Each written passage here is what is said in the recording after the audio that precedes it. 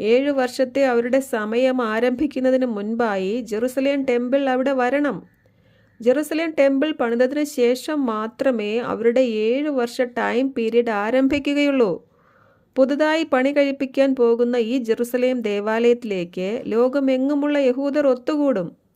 അങ്ങനെ ജെറുസലേം ദേവാലയത്തിൽ ഒത്തുകൂടി വരുന്ന യഹൂദരോടാണ് 2 സാക്ഷികൾ പ്രവചന മുന്നറിയിപ്പുകൾ നൽകാൻ പോകുന്നത്.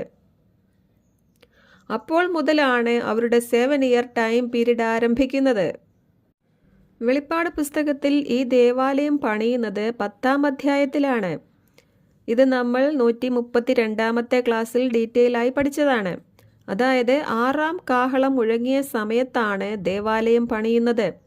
ആ ദേവാലയ മുറ്റത്ത് 2 സാക്ഷികൾ പ്രസംഗിക്കുകയും 3.5 വർഷത്തിനു ശേഷം അവർ കൊല്ലപ്പെടുകയും ചെയ്ത ശേഷം മാത്രമേ സാത്താനെ വെട്ടി ഭൂമിയിലേക്ക് എറിയുകയും അവൻ ഒരു